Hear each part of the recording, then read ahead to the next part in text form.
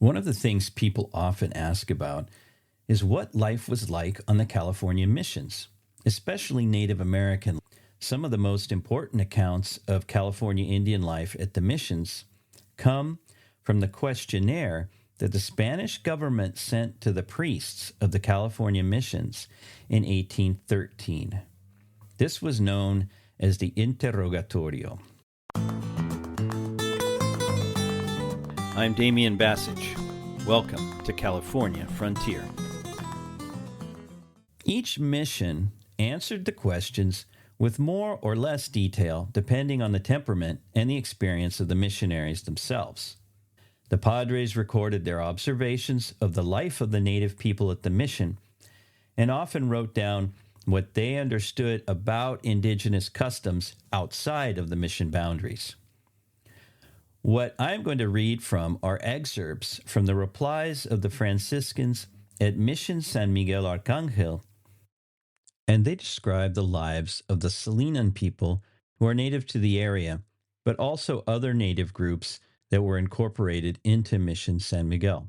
Mission San Miguel was founded in 1797 and is still located today in Central California, about 3 hours south of San Francisco, and about 3 hours north of Los Angeles, along what is today Highway 101.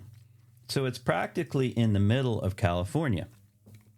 During the Spanish and Mexican periods, the mission boundaries extended north and south, approximately 18 miles each way, and to the east, about 66 miles into the San Joaquin Valley, and to the west, 35 miles to the Pacific Ocean. Salinan Indians are still very active community members in the area today.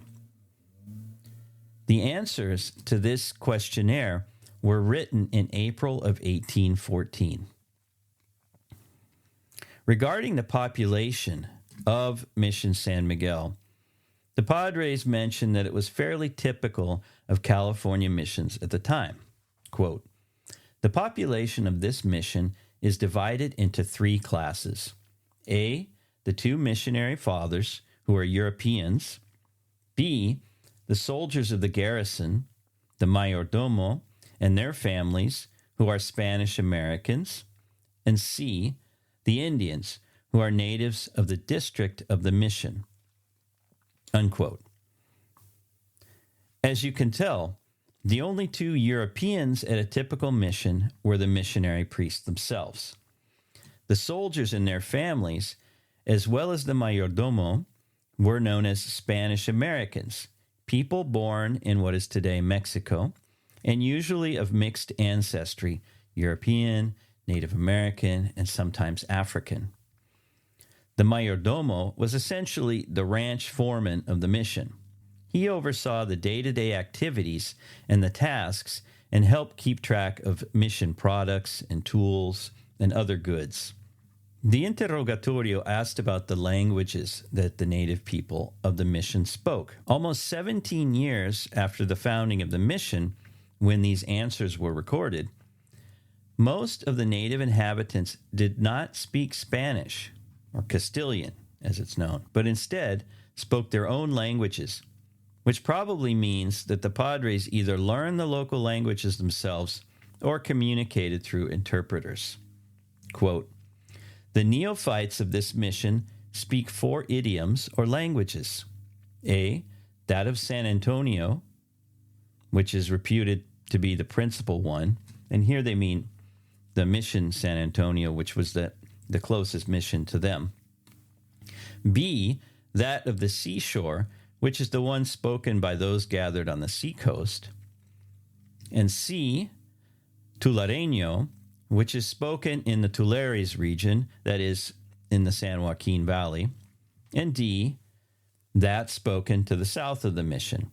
As yet, they understand little Castilian, and that much thanks to the efforts of the missionary fathers. Unquote. So, as you can see, the fathers were intentional about trying to teach the native people Spanish, but really that was not the language that the native people were speaking at the mission. 17 years after it was founded. The missionaries, in their report, had a high opinion of the capacity of the native young people to learn, though instruction was mainly centered on learning music for prayers and liturgies. Quote, "The little boys of the mission in a few months learn anything, as reading in Spanish or Latin, and learn to read from manuscripts, to sing the plain as well as figured music. Their ancestors had no idea whatever of paper or its equivalent," unquote.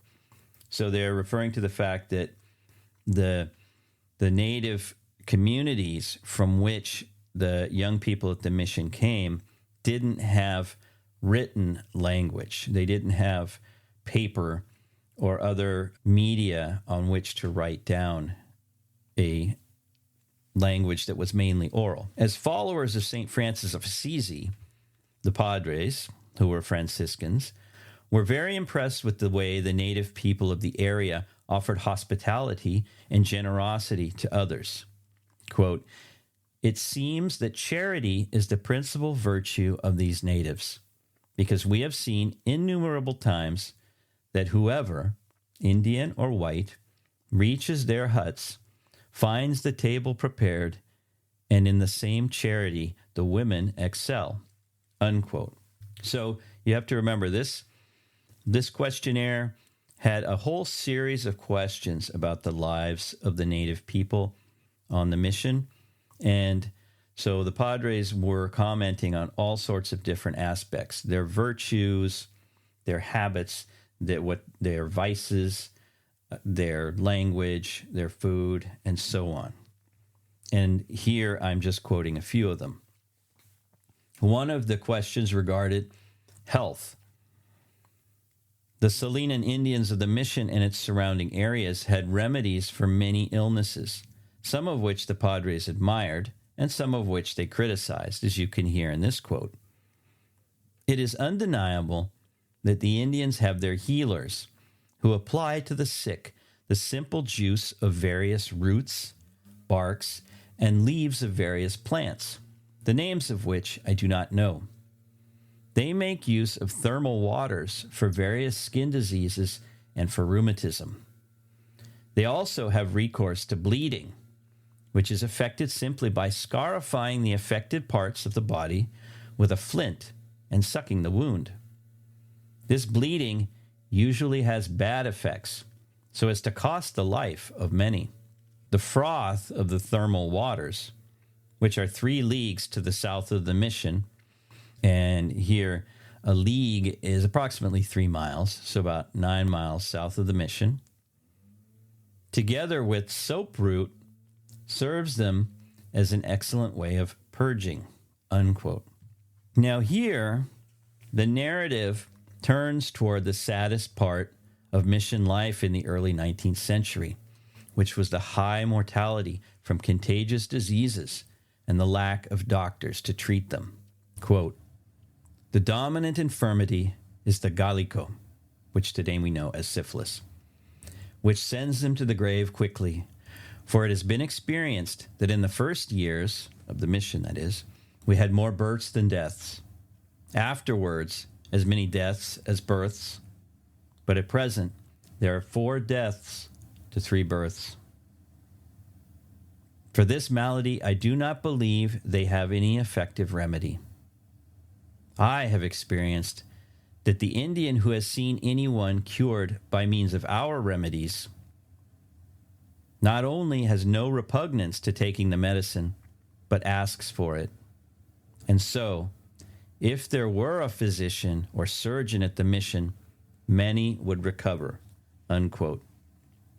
Now, I think this is a very tragic and telling quote here, that the number of deaths at the mission had increased over years due to the contagious diseases that were affecting the population, but that also the missionaries were cognizant of the fact that if only there were doctors, surgeons on the frontier, that many lives could have been saved.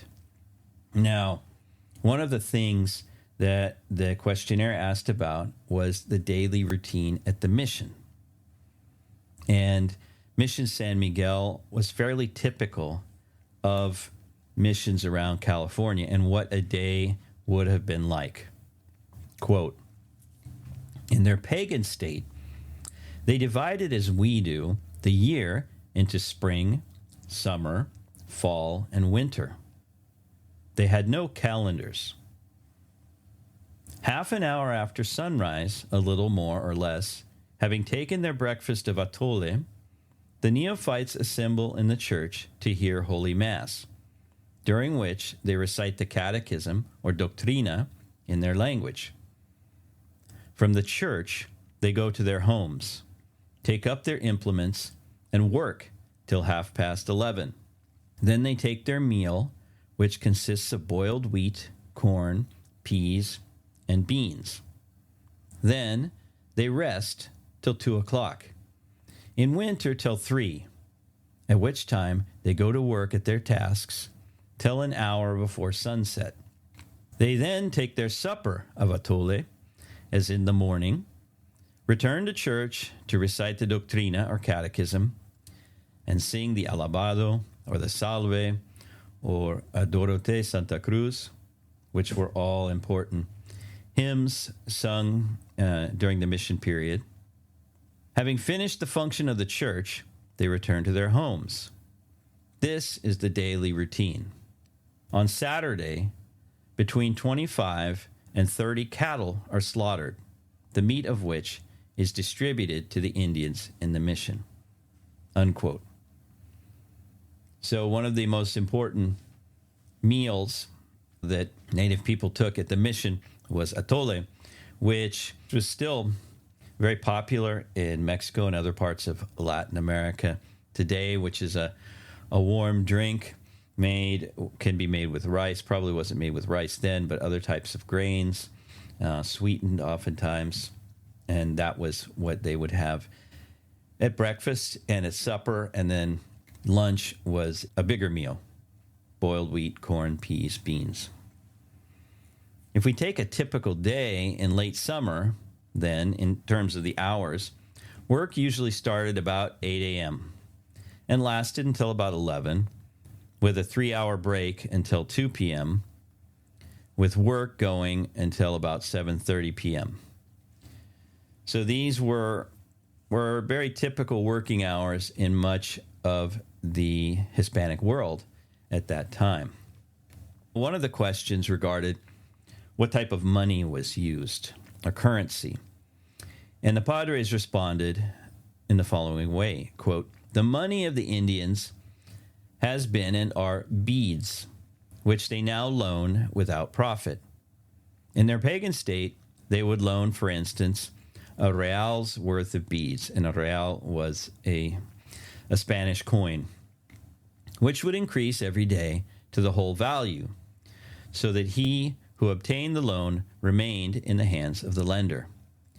The custom was practiced by the Indians east of the mission. They had no other contracts than the loan and sale. Unquote. Beads, especially shell beads, were a very important trading commodity up and down the California coast and well into the interior throughout the mission period. Archaeologists today use them to understand the trade networks that existed among California Indians within and without the mission system. One of the questions concerned music. And here's part of the Padres' answer regarding it. Quote, they are much inclined to music, and in time they play with facility and perfection any instrument. In their pagan state, they had no musical instrument other than what hardly merited the name of flute. For the rest, they sing what the missionary teaches them, as was already said. Unquote. So the Padres didn't have much regard, it seems, for the types of musical instruments that the natives may have used outside the mission, but they clearly recognized their talent for music and for picking up practically any European instrument. And in fact, many mission orchestras and choirs were well known for their technical excellence. Now, regarding clothing, this is what the missionaries had to say. Quote, "The men dress in a coton, which is a type of long shirt, and a broadcloth sufficient to appear with decency. The women wear a coton and petticoats, and all wear blankets. Their outer dress is of wool, either blue or white and blue, or at least mixed black and white," which the threads being black and white, basically the garment would have been a gray color, unquote. And notice everything is made of wool. Even though the word coton sounds like cotton in English, it wasn't made of cotton, which is algodón in Spanish, but instead it was woven of wool. Both the men and the women wore this type of long shirt. Now, concerning the way that Native people dressed outside the mission, the padres didn't have very much to say that was positive. They were influenced by Christian, Catholic tradition going back to the Bible, which talked about clothing in very symbolic ways, ascribed many layers of significance to how one dresses, going back to the Garden of Eden, and which also considered clothing the naked to be a work of mercy. That is, that people who didn't have much clothing were to be helped and given clothing. So you'll hear how they describe the way Native people dress outside the mission.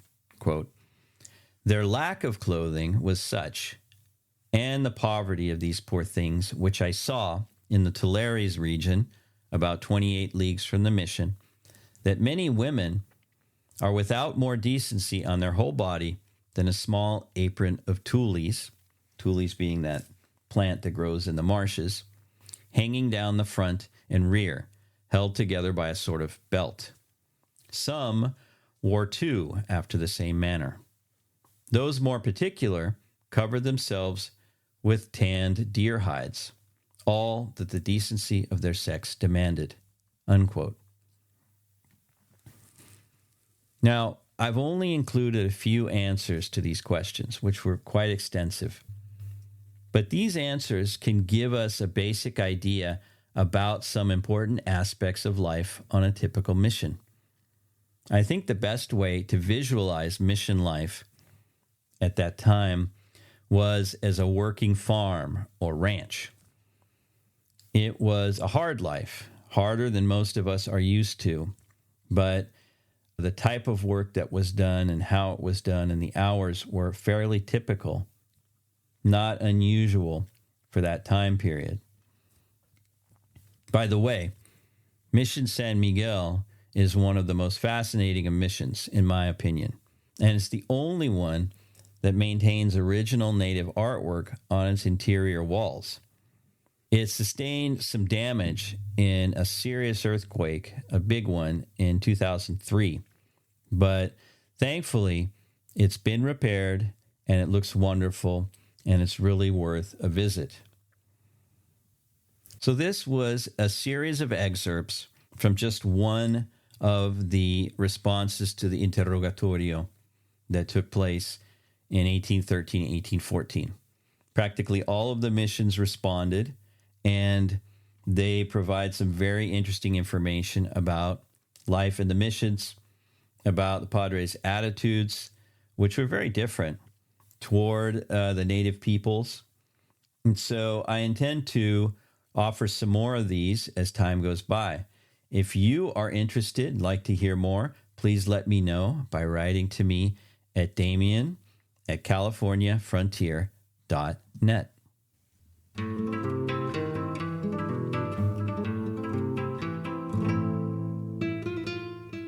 This is the California Frontier Show. If you would like to know more about the California Frontier Project, visit californiafrontier.net. If you would like to support the show, scroll down in the show notes and click Support the Show. Then be sure to tell all your friends about the podcast. If you would like to connect with me, the host, send me an email at damien@californiafrontier.net.